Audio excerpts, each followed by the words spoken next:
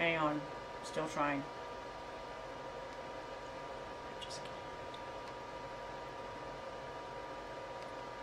Oh, oh, you guys. I'm serious. It had a hard time getting on, and I think it's, you know, it's my kids if they're on the internet and they didn't. I don't know if they know. It doesn't matter. I have a co-host. You guys are like, oh my God, you're so fancy. You're so fancy. I love when I do that. Plus I'm wearing. You guys should see what I'm wearing. Really, it's a joke outfit. It's really, because I was out there. I was like cutting tails. You guys are like, please don't say that. I was docking tails. I don't use bands. I think they're cool. And I was giving vaccinations, and I just had a brand new lamb, and it's blind. I don't know if it's going to make it.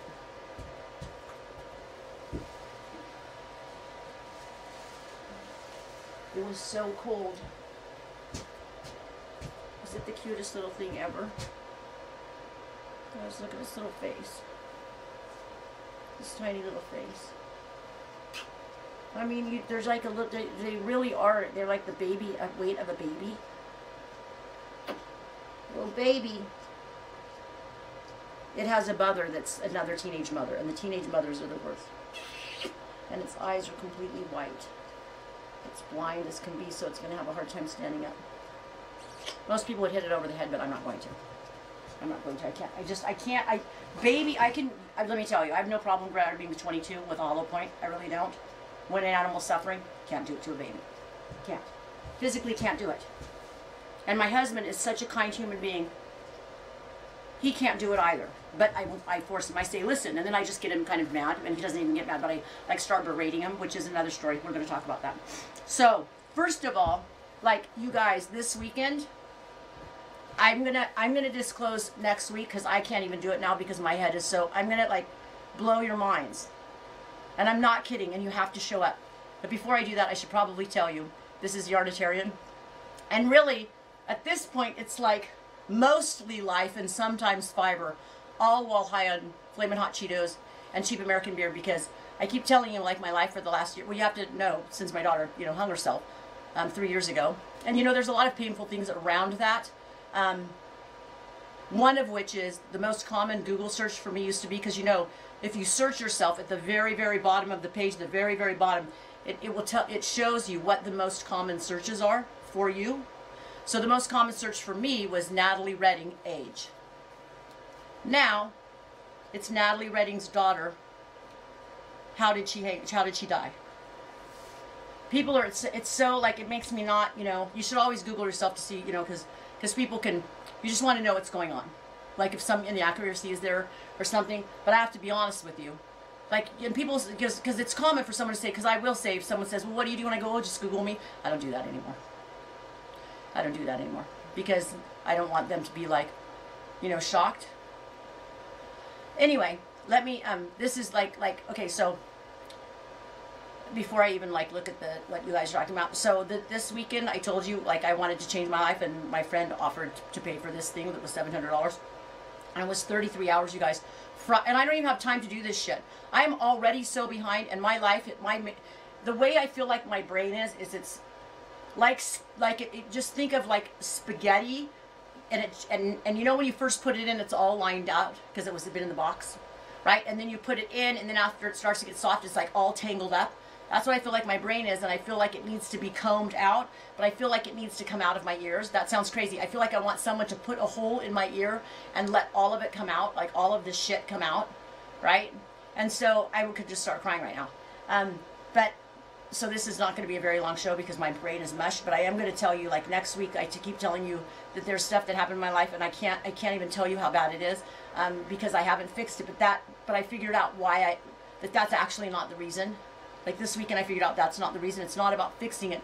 I think it's because my version is not authentic. It wasn't authentic.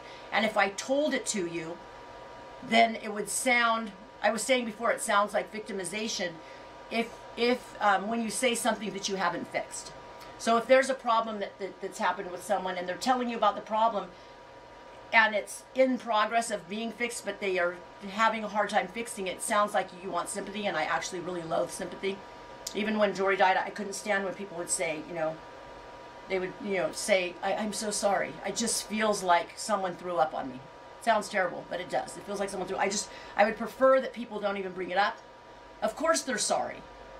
But like I'll be like what, like even I was in Costco and someone walked up and was like, "Oh, I just want you to know, I told you that last week.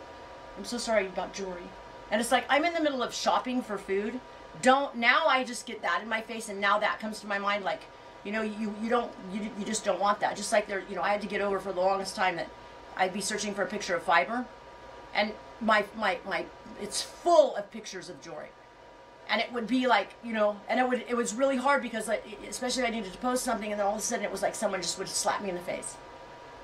You guys, I'm gonna cry.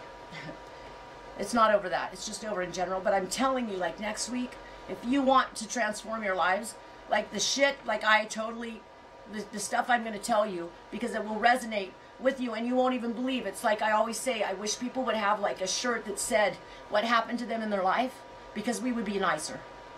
And people think things, it's so stupid. People think because I'm skinny and I was a model, like my life must be amazing. Like all you'd have to do is be skinny and wouldn't life be amazing? It's so stupid. It's so stupid. It's really dumb. But people actually think that. And so people will hate me just over that. And I'm just a real person with real problems that's trying to figure out, you know, how I'm going to make it in this world and have the last third of my life mean something.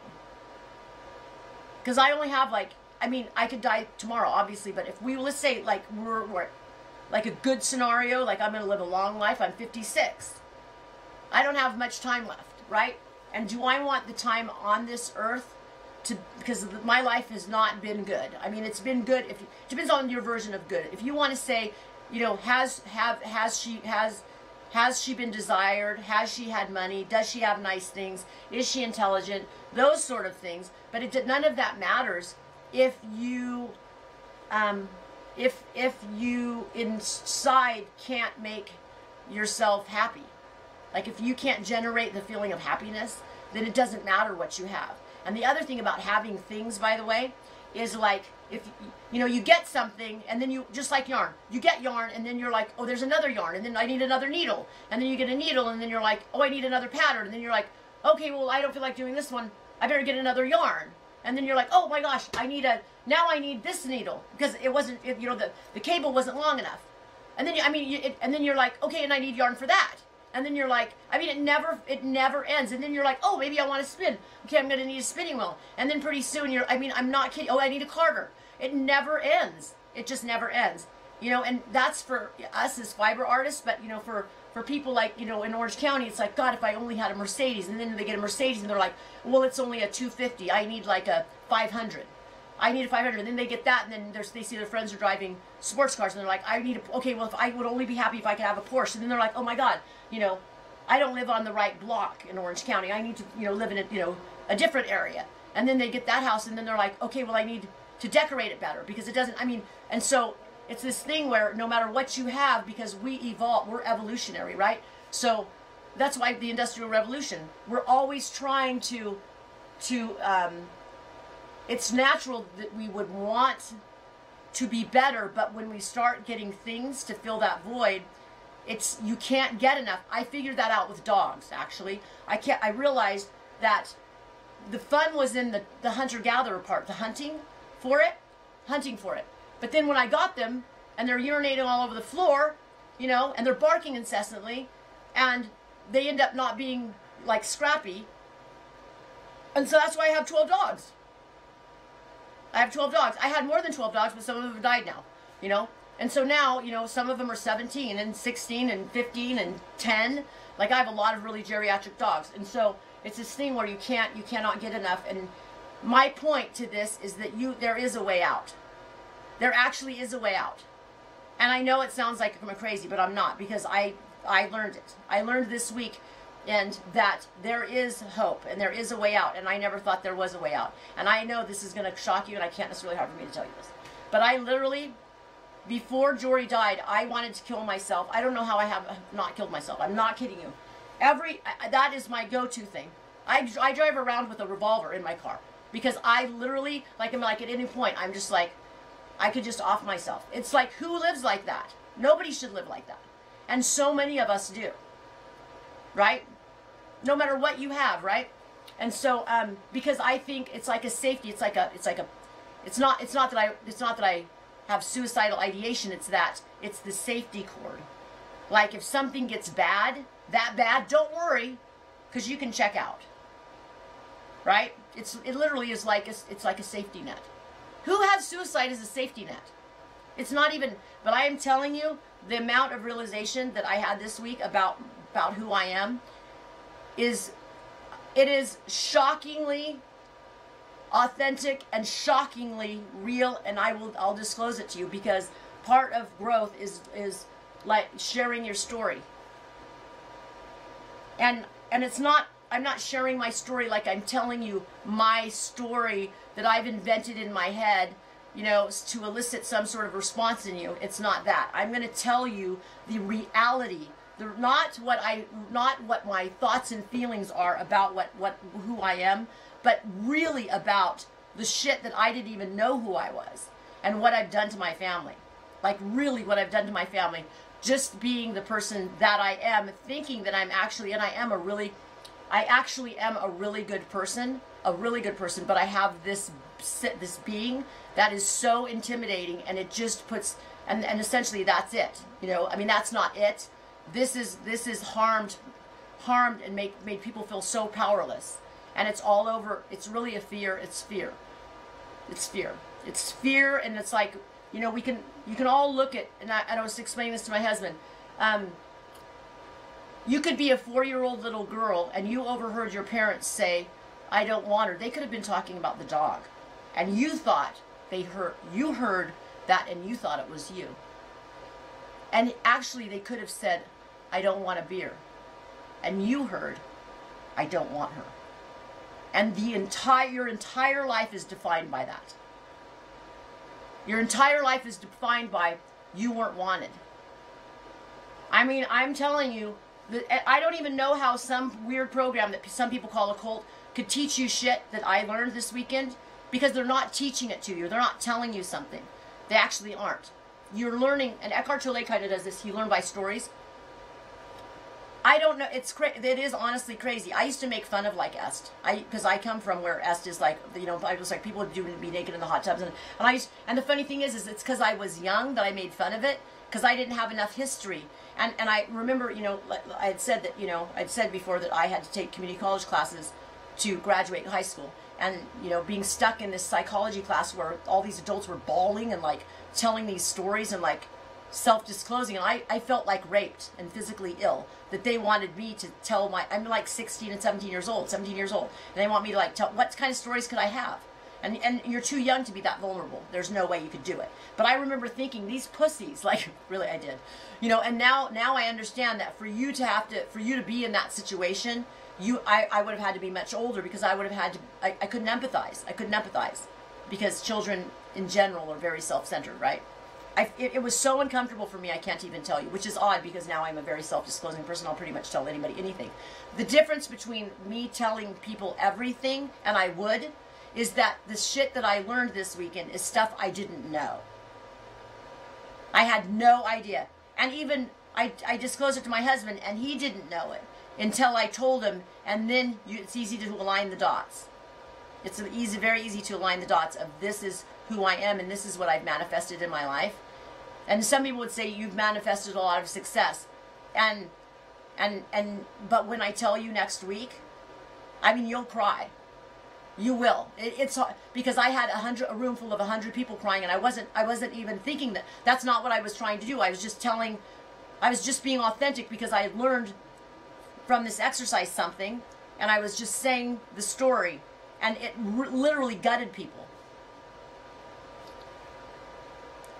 It's, you know, whether I can go on. I mean, I'm just telling you, there's nothing in my story that is not. It's salacious, some of it is salacious, and it's deep, and it's provocative in a way that when I look at my children and the way that they are, like, we like to think, I used to say, well, they are individuals, and especially after, like, you know, 15, there's people at 15 that have children. My grandmother had a child at 15, so largely, I think that they're now at that point, they're pretty much responsible for their actions. Oh boy, let me tell you, But remember the story I said about the little girl who overheard something that wasn't real, that was defined by one story? And I actually have a story like that, and it is that when I was young, I was an emancipated minor because my father had an affair with a PE teacher. He was a PE teacher and a dean and an English teacher and history teacher too. And she came from a family, actually I come from a very good family with a lot of, I mean, they consider themselves to be blue blood. They're not, but they consider themselves to be the upper middle class. And even though my dad was a teacher, the rest of my family, and she came from a family that was middle class, not upper middle class. But the way she was raising her children was like she didn't want anyone around them that swore. She was like kind of the perfect kind of, wanted everything neat and tidy with a bow on it. And so I was raised kind of feral. My parents were really liberal in the way that they raised me. And so, like, if I wanted to buy heels in the 6th grade and go to school in, like, 4-inch heels, my mother would be like, buy them. I mean, like, and then people would look at me like I was crazy when I was at school in, like, 4-inch heels, I remember. And I'm like, what? Why is that weird? Like, I just didn't know. They didn't teach me. And so we were so weird that my grandmother used to call us the Munsters. Oh, here come the Munsters. That's how weird. Seriously. Anyway, so she didn't want me around her children. She thought because I was like 13 years old, and she didn't want me around. So my dad completely, like, wasn't interested. He was like, you can't be around me and her kids. And I remember at 13 just being like, couldn't believe that someone was ashamed of me, right? And I didn't know what I was doing wrong. But that's not the defining moment. The defining moment is that as time went on, and I became, a teenager, I was like 14 or 15. I wasn't living with my mother anymore. I was living with my his mother, and I was living in Ukiah, California, and going to school. And he got irritated at me over something. He goes, you know what? You think you're so smart? Because I'm a teacher, I have access to your records, and I know what your IQ is. And let me tell you, you're not that smart. And that gutted me. And what it did is it's like it put a lid on my potential because I'm not very smart. So even if I did something someone would say, wow, you're really smart, I would be like, wow, I'm tricking them. That was like a blind squirrel finding a nut. So after 15, I literally lived, I was like, okay, and I could model. That's the one thing. The one thing I knew, I was like, okay, well, I'm stupid. I'm not very smart. So I'm gonna obviously have to make my money off of the way that I look, right? That's an option. And the only reason I knew it was an option because people kept telling me it was an option. So I got with a modeling agency, and so I'm with this modeling agency, and I remember hating it because they expect you at that age, like to change in front of people and stuff. And it felt like rape. I'd be in San Francisco, and they would be like, okay, everybody change outfits. And I remember just, it was horrifying. And I remember one time they hired me for a lingerie. It's like a catwalk, and you were doing a lingerie. And I had to walk at like 15 years old in like, a bra and underwear, like many times down the runway. It was, and I remember feeling completely vulnerable. Imagine in your underwear and you're 15. It was so horrifying, but I had, in my mind, you better get a career now because you're not very smart. And so that's why I still modeled into my 20s and moved to Hong Kong. But when I got back from now models, there's a lot of different kinds of models. Older models, younger models. Then you had to be 5'8" was the minimum, and I was only 5'7", and for some reason I got away with it. And but I had to lie. You could not be above 22 years old. And now I went to Hong Kong when I was about 21, right? And so I would lie, and I would say I was 19. And I stayed 19 for 4 years in Hong Kong. But I realized, after I've been there, now they're going to start noticing that obviously I can't be 19. I've been there 4 years, right? So I came back to the United States. And I was like, what am I going to do? Because I'm not very bright. And I'm old. I was, 26 years old? It was 25 years old. And I thought I was like, it's mind-numbing. And I'm like, I'm never going to have a good life unless I find a man. This is what I thought. And anyway, I ended up getting pregnant with Connery on purpose because I thought, well, at least, I just wanted a baby because I didn't want to be alone. And I was very, very lonely, and now in retrospect, that was so stupid, but I did it on purpose. And I didn't want the father, I just wanted the baby. But then when I was pregnant, I was like, oh my God, what am I going to do? Now I actually do. I'm going to have a baby. How am I going to support this thing? And I remember being terrified and going to the community college. You're like, can you give us the story, the end of the story? It's coming. It's coming. And so I went there, and you have to test. You're either going to be in bonehead math and bonehead English, or you have to test into the higher one. So I tested, and the only way I got into higher math was my boyfriend was outside the window and giving me the answers. But I tested into the English, English 1A. And then I was like, well, maybe I'm not that quite, because since I tested into that, I was like, well, maybe in English I'm not that stupid. And so I end up going to community college, getting my AA, and graduating with high honors. And then I got into Cal Poly and Davis, and went to Cal Poly and graduated cum laude. And then went and got my master's, and was in the top 10% of all of the graduate students in all of the schools at Cal Poly. So I'm thinking in my mind, wow, for someone who's not very bright, I'm able to fool an awful lot of people, right? So then, so this is now, so from 15, and now I'm in my 40s. I got my master's degree when I was 45 years old. So I had seen my dad, and I said to him, I just got to tell you, because he's like, praising me as if he was the facilitator of all of the accomplishments I've ever done in my life. Right? He's like, wow, Natalie, I'm really proud of you. First, this is the first thing he says. First of all, you stayed thin. And, you've done really well for yourself. And I looked at him and I said, Dad, I have to tell you that you really scarred me tremendously. And he said, what do you mean I scarred you? Got defensive. And I said, remember when you told me that you knew my IQ and I wasn't that smart? And he looked me dead in the eye and he said, I don't know your IQ, Natalie. I have no idea. I've never known your IQ. He lied when I was 15. He said that out of he was just pissed off, and he just said it. But it wasn't true. It wasn't true. So I lived from 15 to 30 to 45 thinking I was stupid and fooling everybody. That's not the story. I mean, next Tuesday, you guys, I'm not kidding you. It's so heavy. It's going to be so heavy, and it's going to help. The reason why I'm going to do it is not because I'm trying to, elicit something from you for me. It's because it's going to help you. Because every single one of you, there in my story, you will see yourself. Because there's no way you can't. Because it's so big. It has to do with deceit and adultery and lies, and there's so much, and it's so bad. But the only way to free yourself literally is to come clean.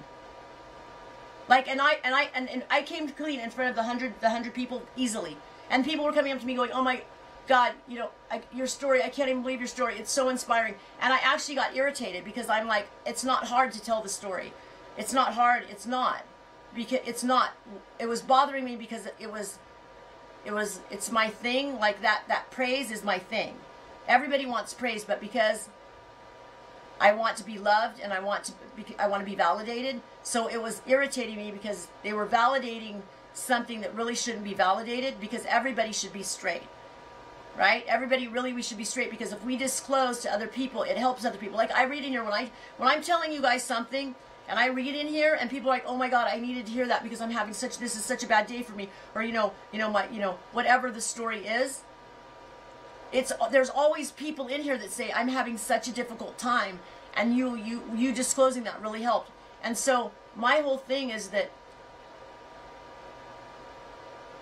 if all it's going to take is me telling you something, telling you about the reality of who I am that I didn't even know. It's all subconscious, by the way. There's no con game. It's not like I was hiding it. It's like it's so deep rooted. It's deeply rooted, like the story where my father told me he knew my IQ, where I knew that, but I didn't really consciously understand what it was doing to me. I had no idea. This stuff is so much bigger. It had Trisha almost in tears. And Trisha knows me probably better. Trisha knows me probably better than anyone. Maybe even Jenny, and it's not because Jenny and I haven't known each other way longer, but Trisha has a high degree of emotional intelligence, she's highly intelligent, intellectually intelligent, but also a degree. You have to have a high degree of emotional intelligence. Like, she sees things before you will acknowledge, you know it's going on. And anyway, so that's the story. So next week, I really hope you guys show up. I really do. And I'm going to read some of the comments, and then we're going to stop. I haven't seen my husband. And that's part of it. Like, I have to, it's not making amends. It's not making like amends. They don't like it. They, meaning the Landmark Forum. I'm telling you, it's so I am telling you, I got up in front of, then the last night, that was not the last night until tomorrow, but there were like over 200 people on last night. And I stood up and like, I was so thankful to Roger, who gifted me this and never has tried to sleep with me. It's never happened. A man giving me something and not wanting to sleep with me has never happened. Ever. And the funny thing is that the night before, on Saturday night, he said, I want you to meet me at McDonald's. This is at 10 o'clock at night when it ends. He goes, I want you to meet me at McDonald's. I didn't want to go to McDonald's. I want to go have a beer. I said, Roger, can't we go have a beer? And he's like, meet me at McDonald's. He paid for it. I can't say no. I go there, and I look, and there's 2 other people from the forum that I have no idea who they are, but I happen to sit next to one of the to the man. He looks like a boy, but he's a man. And I was like, oh my God! And he paid for them also, as just a benefactor, because if he meets somebody that he thinks he can save them, he thinks there's potential, and he sees, then he pays it forward, because he knows it'll transform their life. I mean, and then he said to me, then he said, now, because it's going to change your, I mean, I'm telling you, my life is going to be, there's no turning back, because of what I know. It's like, once you ring the bell, it's rung. Anyway, I'm going to see what you guys say. I'm sorry, and this little thing, it's so, I don't think it can stand, little baby. Okay, let's see. So I have to go all the way up, and I apologize that this is going to be high. Hi, Allison. God, you guys, there's so many of you in here. I love you guys. I'm not kidding you. You guys but when you come next week, get the Kleenex. It's going to take me a full week to get the guts to just tell you. And Allison knows some of it. I'm not bullshitting you. She doesn't know the transformation, but she knows my life. Like, my life is shit, by the way. And it's all generated from me, which I had no idea. It's so easy to blame everybody else.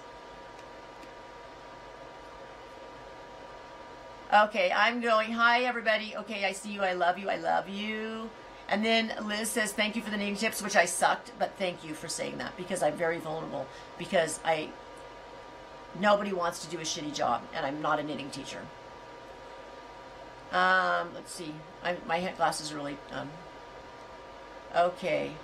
I'm sorry, I'm going. I'm just looking for where we go. You guys are talking about the baby right now. And then Kelly says, send it to me, I need it. You need the baby, take it. I'll give you the baby. And then Allison says it's something, no, it was born this way. It's not, because sometimes that happens. So what happens is if a lamb is born and then it gets dirt in its eye, it gets bacteria, and then they instantly get an eye infection, like within hours after birth. No, these are like completely blue-white, and it was just born, just fresh out of the oven. Okay. I'm sorry, you guys. I apologize. And I want to say hello to every one of you, but I want to move on. And then people are saying, I'm sorry, that's fucked. Reacts, I don't think I want to know. Okay, about Googling myself, I know. You get sick of everybody saying sorry? Yeah. Actually, what's funny, you guys, so the one thing I will tell you is,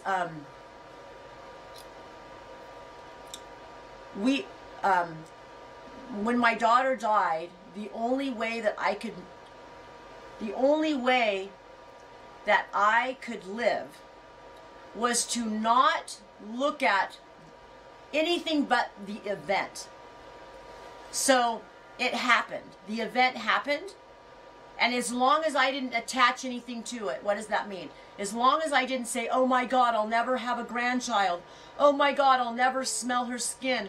I'll never touch her hair. I'll never hear her laugh. If I didn't attach any emotion to it, and it just existed, I can move forward. But if I attach, this is such a hard concept, you guys. And I found a nut. I was the blind squirrel that found somehow my brain figured out a way to cope. That is the way, in general. Because if you do that, if you can make things just an event that happened, there's no why it happened, there's no none of that. And that's the hardest thing too, is that everybody will say, well, why did she do it? I don't give a fuck why she did it. She's not here. And as the longer I look for an answer of why she did it, do we ever really know why someone did it? Even if they leave a note. Be honest with yourself. Someone leaves a note, they kill themselves, you read the note. Is that really? Come on. You and I all know it's so much deeper than what that note is. The note may say, I'm sorry I'm doing this to you. I just don't see the point in life. And I'm miserably unhappy. But the reality could have been the little girl that overheard her parents say, I don't want her. And they might have said, I don't want a beer. And she heard it wrong. I'm serious. This is how deep it is. Like, it's so big. And the other part is that we have, okay, let's say somebody does something to you, and you just keep hyper-focusing on that they've done it to you and that it's their fault, it's their fault, it's their fault, it's their fault, it's their fault. To be honest with you, in every relationship, if somebody did something to you, you have a participation in that. And you have, and I'm dead serious, and that's what I'm talking about. Like, the participation that you've done in that. Let's say, even my son just stole, I smoke marijuana. California, everybody smokes marijuana. My son is in recovery and has been for 2 years for alcohol. And he took some of my marijuana. He stole it. And my daughter says, Connery was in your room. And I said to Connery, why were you in my room? Oh, I was in there, I was getting your dog to take it to the bathroom. Totally lies. Right? Alcoholics lie. That's just, they're manipulative and they lie. That's part of this stick, right? How can you be in recovery? How can you say you're clean and sober if you have to steal my stuff, right? And then I had some in my truck. It had fallen out of my bag. And I said, don't ever do that again. I won't. He steals it. I go in my truck and it's gone. I can blame him. I can sit there and say my son's a thief and an alcoholic and it's all him. How did I participate in that? Well, he obviously doesn't feel safe to ask me, right? Because he would have asked me. I have participation in the intimidation. I mean, it's such a big concept, I'm not even going to go on about it. But when I tell you next week, it's all going to make sense. But that's just an example. And I can't worry about what he did. I have to worry about what I did. He's responsible for what he did. I have to look at what I've done, literally. And once you stop doing, I'm telling you, if the world would stop blaming everybody for their problems, and take responsibility and sweep their side of the street, we wouldn't have wars. We wouldn't have racism. We wouldn't have any of that shit. It's all about authenticity, and it's all about taking total responsibility. That in every single relationship, that's something, and that's such a hard concept because people get so hung up on, I hate him. He had affairs on me. He beat me. He whatevered me. It's like, you were with him. You stayed with him. He beat you, but you stayed with him. Don't look at the beating part. That was an event. You stayed with him and accepted it. When you stay with somebody, you're accepting that they're shit. They showed you who you are, and and there's no changing. There's no changing them. There's no anything. You have to literally look at what you have done. And that's such a hard. People don't want to hear it. They just keep wanting to say they, you. Well, he did this. Well, what about, I didn't deserve that. I didn't deserve that. And when I tell you what has happened to me, the first thing you're going to do is get defensive for me. And I'm going to tell you next week, you can't get defensive for me because I created it. I created the environment that manifested the shit that happened in my life. And there's no blaming the other person because I created it. It's heavy shit, you guys. It's really heavy. You guys are like, isn't this supposed to be about knitting and yarn. It was, but I don't know. Life is so important. And then Sherry said, I saw a picture of my molester this weekend and it almost killed me. You know what, Sherry? I was molested. I don't really know anybody in my age group that wasn't molested. Maybe Allison wasn't. I don't know. But, and to me, it doesn't bother me at all. That sounds crazy, but I made it an event. Just like Jory's death is an event. Does Jory's death bother me? Obviously, that's my daughter. But the event of, being molested is just an event. I mean, men have been like trying to molest me they've molested me since I was 6, and they've, I mean, and then it just all ties into the you're not smart, and you can only make, if you look good, people will like you. I mean, it's just it's fucked up.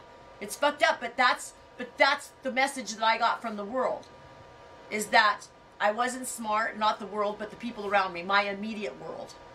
And so that's why I am who I am today, really, that I want to, because if I don't look good, nobody's going to love me. And that's not sustainable, by the way, because I'm old, right? It's not sustainable. It's a terrible, you cannot have your identity be based on the way it's absurd. And then, no, Jacqueline says, yes, fuck things, ugh. At first I thought she said I fuck things, and I'm like, oh, me too. You're like, stop saying that. Okay, and then Allison says, oh, I need to get a beer for this. I have one. I didn't open it. True that. Oh my God, this is so me. Pam is saying, it never does end, Nat. Your words are so true. Okay, and Steph never fills the hole inside of us. That's right. And so we're back. So that's the. You're like, that was a while ago. I'm just reading from that. And then Dixie Doodle says, I love this real talk. And then Jacqueline says, fear of sharing because you feel alone, so you don't. Well. And then Alice says, I want to know it. And Liz says, shadow work, and the experience. You guys, it's going to blow your mind. And then Crystal says that I'm smart and beautiful and talented and a child of God. And I really appreciate you saying this. She says, we love you and God loves you and you're a shepherdess and God is a shepherd. And you are his lamb. He will leave the 99 to find and save you. I don't even know. I mean, I'm telling you like it's sick. I mean, I don't know, because, see, I actually say this to the Muslim guy all the time. I say, I'm actually envious that you have faith, because you believe that someone will take care of you, and I don't believe anyone will ever take care of me. If it's a man, all they want to do is fuck me. But I generated that. Because that's, like, I'm provocative. I'm very provocative. And so, and I'm not inhibited. So the minute you say something, about sex in front of somebody, I mean, men's mind, it's like the Jack Russell chasing the rabbit, right? Anyway, okay. Hi, Mandolin, don't worry about being late.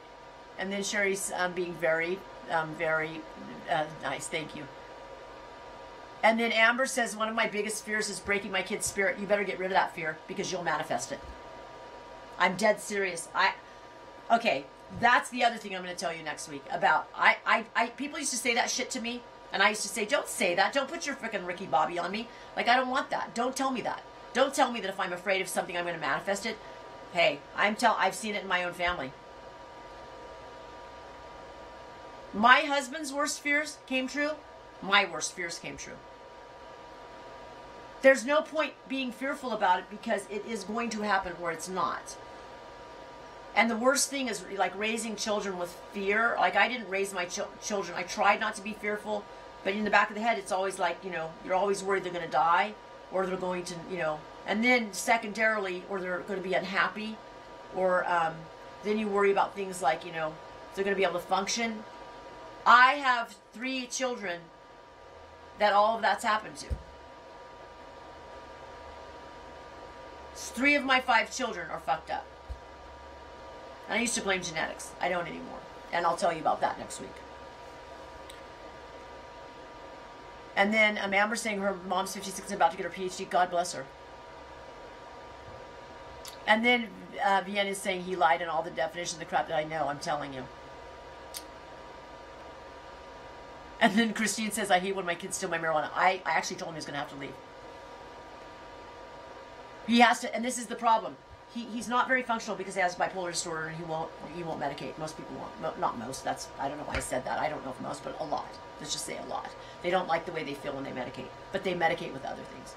So So he can't get the job. He works with the pipeline, and they want to drug test him, and he smokes a lot of weed, and so they won't let him work until he passes the test. But he can't pass the test because he smokes weed, but he can't buy weed because they won't let him work anymore until he passes the test. Do you see the problem here? He says he has to have weed, but they won't give him a job if he smokes weed, but he doesn't have any money to buy the weed. And then if he doesn't have the weed, he starts melting down because of his disorder. And then, because of his disorder, then he steals. And now he can't pass the test, and it's just going to be this thing. It's this circle. And someone has to break the circle. I gave him a pass on the first one. I gave him a pass, and I said, I'm going to give you because you did fess up, I'm going to give you a pass. But you can never do it again. And it was a week later he did it. That's an addict, right? So don't tell me that you're that you're clean and sober, because you're not.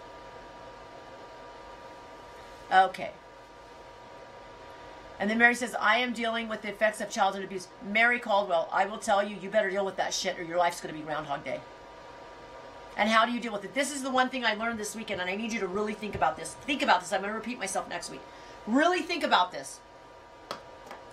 How do we fix something with the information we already have in our head? How do we fix something? Because if we already have it in our head, we would have fixed it. So if we knew how to fix it, we would have. So trying to draw from our history is stupid. That's why we're 56 years old and still doing the same shtick. Because we're drawing on stuff that's all been damaged. All of our personality carries these burdens, and there's no place to find new information. So we either can draw on the history, all of the stuff, in our head that we think of is a good problem-solving skill, or we can draw on stuff that we know we don't know. So I know what I know. And there are things that I know I don't know, like self-help books. I know there's a book, but I don't know the information in it. But what you need is you need to find the stuff that you don't know you don't know. That's the transformation. And that's what happened this weekend.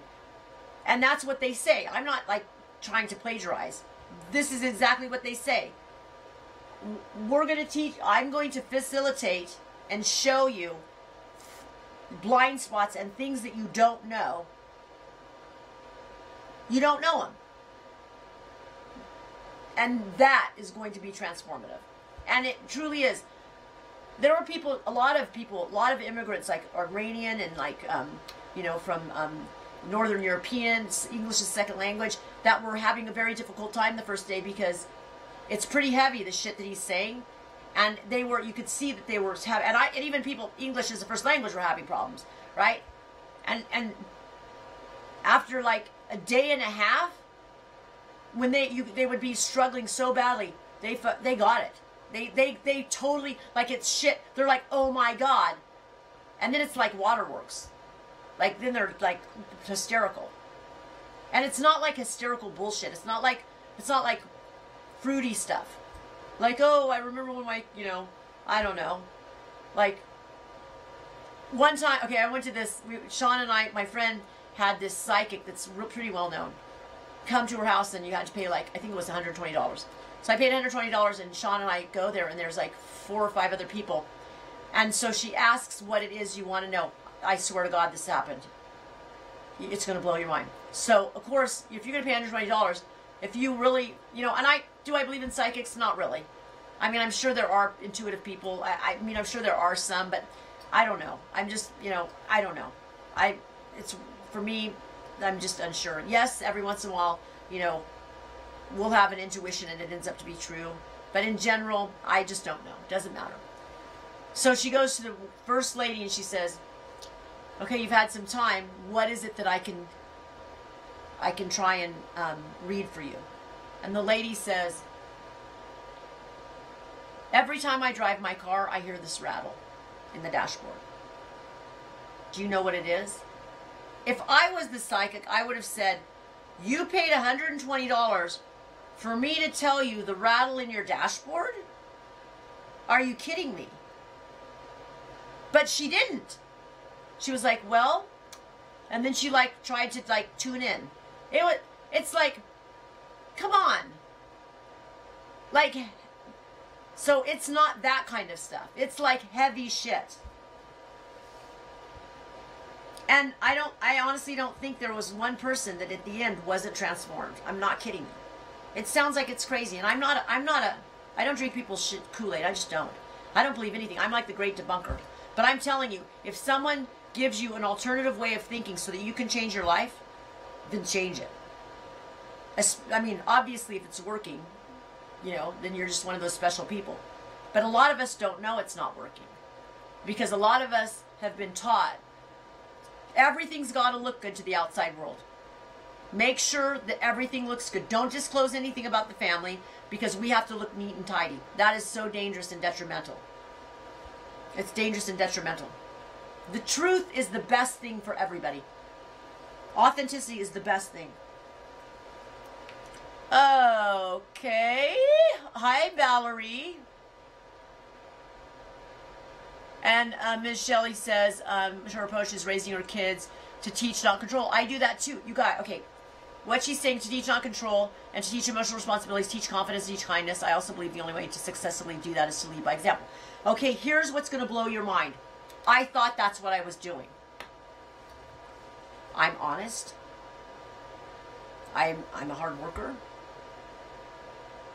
I treat people with respect unless they don't deserve it. Then I'll take the bitch out or the asshole out, right?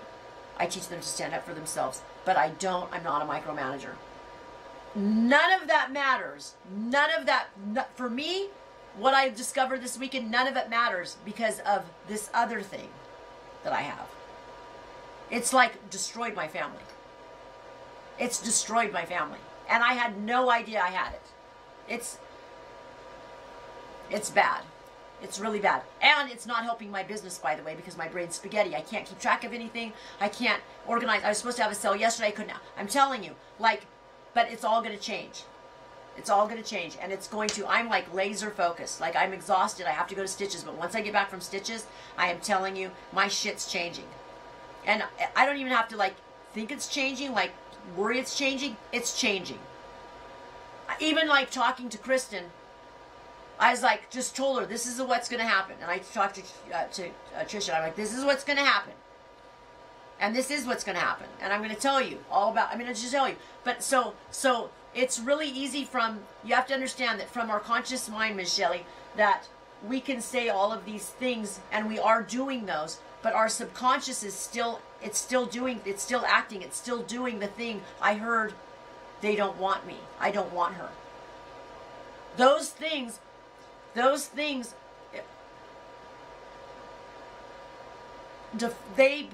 even though we don't recognize that they're defining us, I didn't recognize that all of those years from 15 to 45,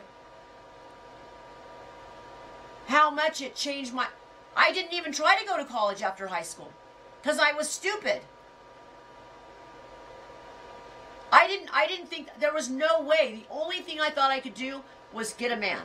I'll get a man, and because I'm not very smart, and he's going to support me.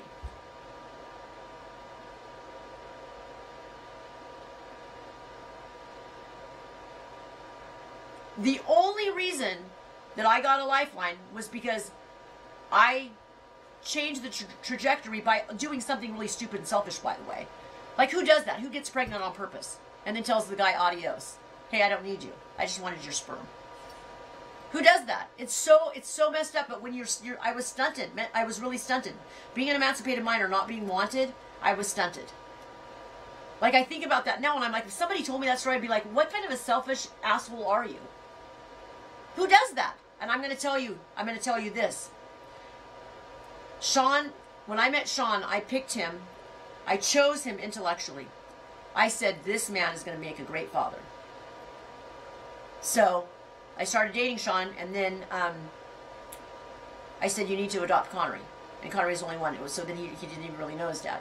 And I had moved to Cal Poly, and his dad was still in Mendocino, which is like 12 hours away.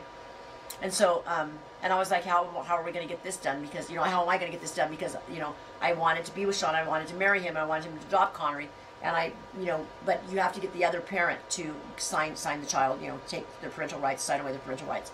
And luckily, because his father was younger than me, a lot younger than me, not a lot like 15, but younger than me, he actually did it. I don't know why I was saying that. God damn it. What was I saying? I don't know what I was saying that for. There's a reason. There is a reason. Let me think. Or someone tell me why I was talking about this. I hate this when I did shit. Anyway, let me think. Connery and Sean, and I got... Oh, okay, so Sean marries me. He marries me, so that fulfills some of the thing. Like, I'm going to college, but I don't have to worry because I've got a man, and he comes from a wealthy family. And that's good. I custom chose him, and he's placid. He's placid, which is perfect for my personality. So all of these steps that I'm making affect my life. And the one good decision I did do was, the change of trajectory, was to have Connery and then marry Sean. And then even Sean would marry me and adopt Connery.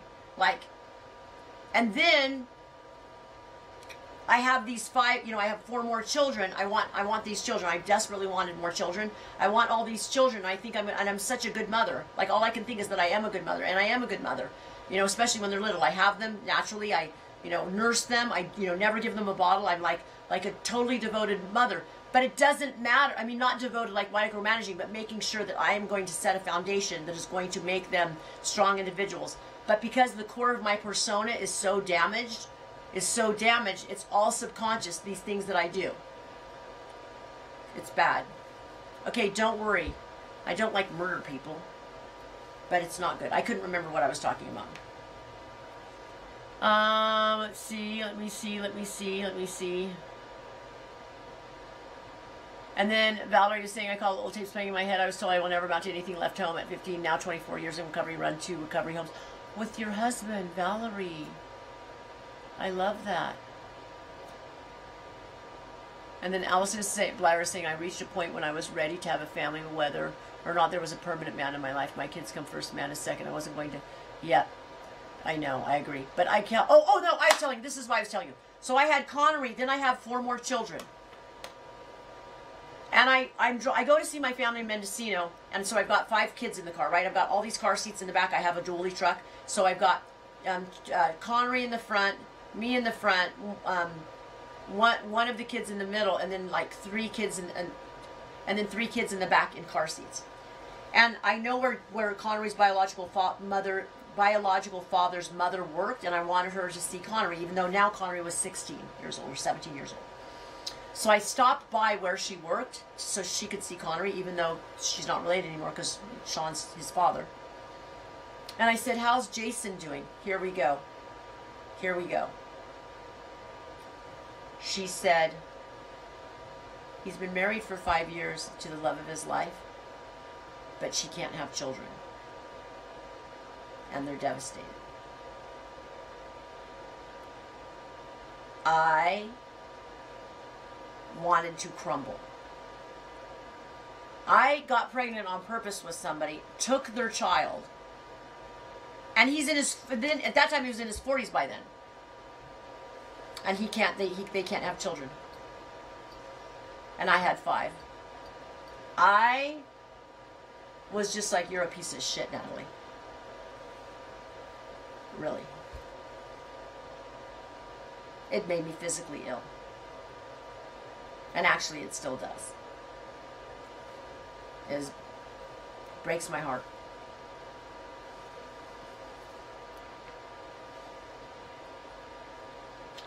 Pam says, I didn't know this was going to hit me this way. I was tuning in to hear how it changed you, but it's hitting me and others. Okay.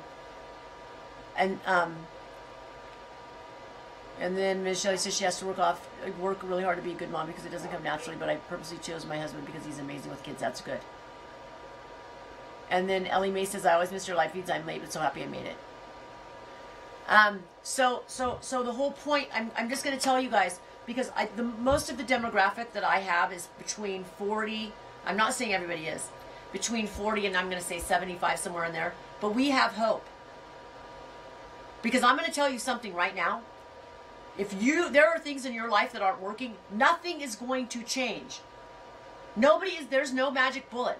Nothing is going to change until you find something that you don't know. So it has to come from somewhere else. Otherwise, Groundhog Day. Get ready. Get ready, because this is your life. And a lot of people die miserable, never having been happy, except when they buy yarn. The minute they buy it, but once they have it, then they want more. Oh, well, if I only had that yarn, if I only had those needles, if I only had, I'm not kidding you. Like my friend Janice Rosema, who I love, God bless her, when she died, I couldn't even get into the room, her spare bedroom. I opened the door and it was to here. And because thankfully I'm light, I had to scale up the top of it and through it and start just, I can't even tell you. I am not exaggerating. Because that's how she fed. That was love to her. It's endorphins. You get it and it feels so good. But then once you got it, then you're kind of like, you need another one. It's like a drug. I mean, we do a lot of things, for me it's sex. That's the drug, right? And so, for other people it could be alcohol, drug, food. Food's a big one. And food is so detrimental and dangerous. It really is. And the worst part is with alcohol at least you can quit. With food, you're addicted to something, but you still have to have it every day. It's heartbreaking.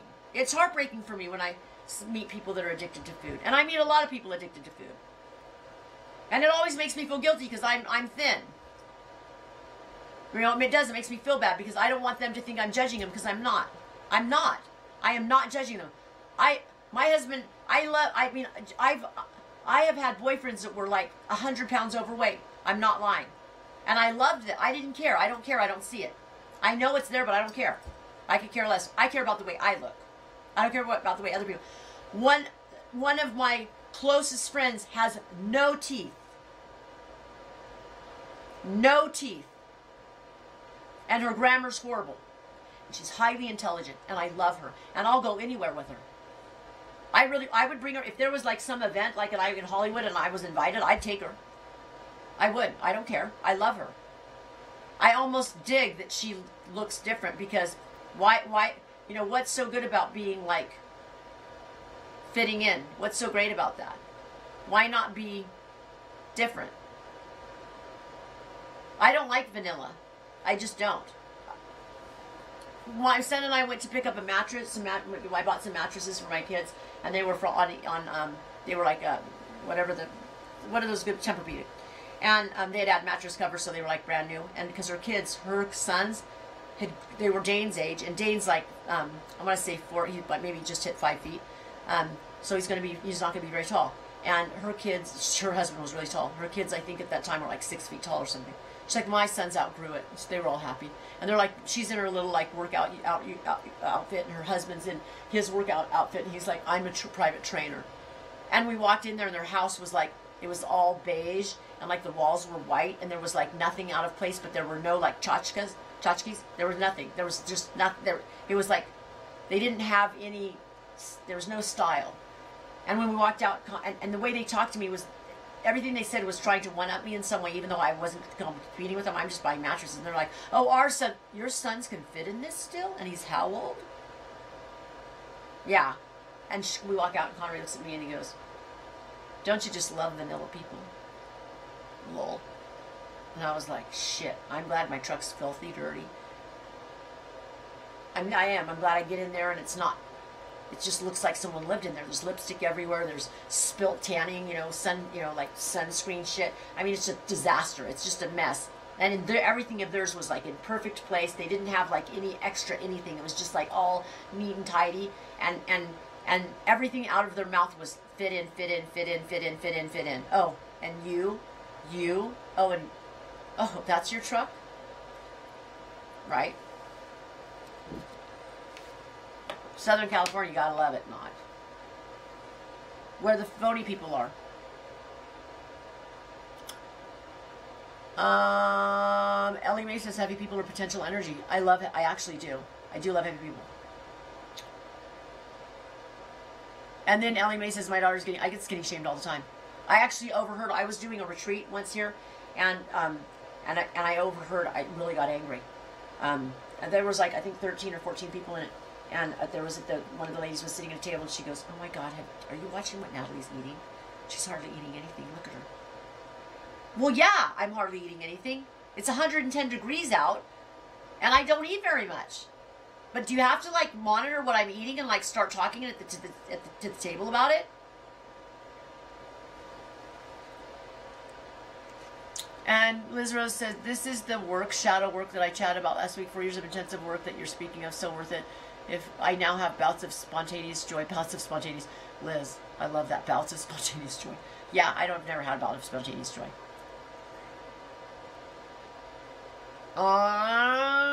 And then Sharon says, I will tune in next week. She's like, I'm just not up to this much intensity on these subjects right now. That's fine. I'm telling you, because I like, it is intense. It is intense. It's intense, and that's fine. Like, you know, people have to process their stuff, but, like, my story, really, it will help people. You know, and the only way to do it is not, you guys are it's gonna break your heart. It's gonna break your heart. But the cool thing is I have a whole life ahead of me. I have another 20 years of that I'm gonna be happy, and my husband is gonna be happy. We're gonna have an amazing life. I'm telling you, an amazing life. And it doesn't, even if I wasn't a shepherd anymore, even if we didn't have this, you know, the house that we have, no matter what, we are going to be together because my children are going to be grown and gone, and I'm going to be left with my husband, and I'm going to not be, and I'm going to look at that with complete and utter joy. I already have looked at it with joy. Like, I'm going to have my husband, and we're going to spend the rest of our lives together. But now we're going to spend the rest of our lives together authentically. Authentically, and like, without any secrets, with taking accountability for everything that we've done over 26 years to each other. And there's been some bad shit. Poor Sharon, she's like, I'm not into this. Can't we talk about fiber and something fun? We will. We will. We're doing, okay, move on to fiber. I'm going to split right now and say that. So, we're doing the dyeing thing for the spin along, knit along, dye along. So the dye along is this Wednesday. So I'm going to teach you guys how to do a solid, and the way that I do it is actually different according to Trisha, who knows all. It's different than most people do. It's because I don't learn how to do things from other people. I usually figure it out on my own, and then if it works really super well, I don't give a shit what other people do. If I'm unsure how good it is, then I'll go and see what other people do.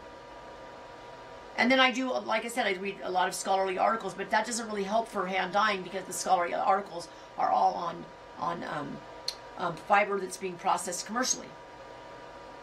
So I'm going to teach you how to make, you know, how to dye these solid singles in a way that is going to make them even and beautiful. And I'm going to teach you tips that are going to help you not contaminate it, because that's the worst. The hardest thing is to make sure that you don't contaminate and have, you know, dye on your hands at all or in your working area, and that's almost impossible. So I'm going to teach you guys a lot.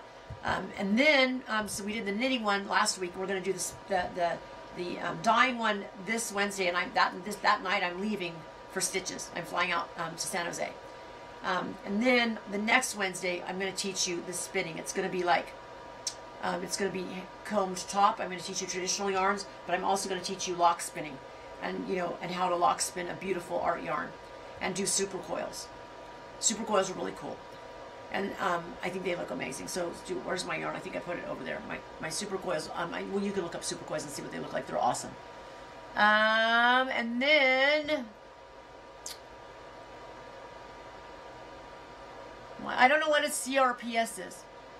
My CRPS. I don't know what that is. She's having a flare-up of something. I'm sorry. And then Michelle's saying she's excited for the dye-along. And the knit-along was very helpful to this crocheter. Okay, we're going to actually knit together, too. The last two are we're spending time and we're just knitting. And then Mary asked what was going to happen to my little blind lamb. If it can stand, I already gave it colostrum, so it's had food. How cute it is. But if it can't stand, then it's not going to make it. It has to stand. So I don't know. It's pretty, you know, it's not, it's right now it's real warm. Like it's real warm. It was freezing cold, poor little thing. So it's actually, I'm kind of sweating on it right now because it's so warm.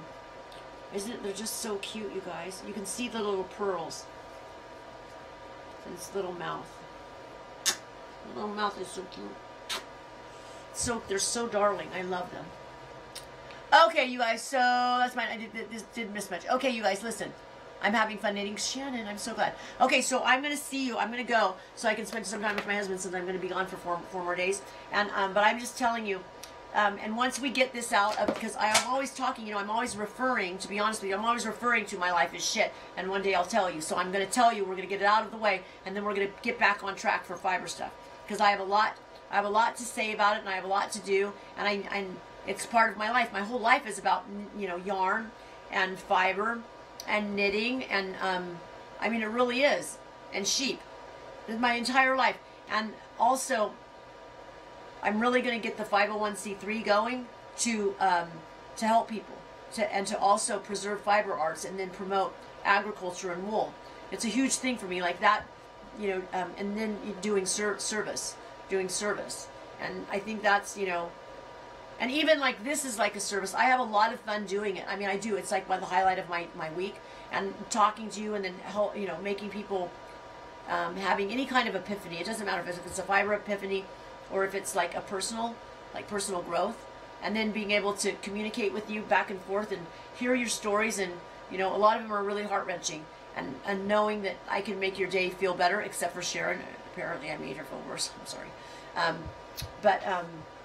You know, I think, you know, in the end, I think, you know, we want to just be better people. We want to continue to grow, and that takes sometimes other people sharing, so you can be authentic with yourself and also know that you're not alone. That's the most important thing too, is knowing you're not alone. Anyway, you guys, I love you, and I'm sorry I'm such a downer.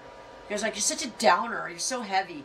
I am, because I just got done with that 33 hours, you guys. I almost didn't do this feed tonight because I didn't want to do this to you, but then I was like, I'd like to be reliable.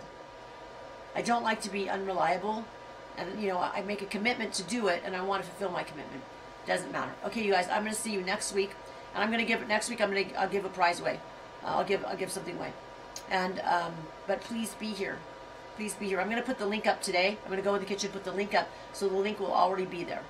And actually, it's there now. I don't know why I just said that. The link is there for next week. So it's episode 12. It's episode 12. But anyway, you guys, I love you. And I hope to see you next Tuesday. Next Tuesday at 6 o'clock. We're getting back on schedule on a regular day. You guys are amazing. I love you. You make me feel good. And I hope I make you feel good too. I'm sorry, Sharon. Anyway, have a great night, you guys. See you next Tuesday. And I'll tell you about stitches too. Bye, everybody.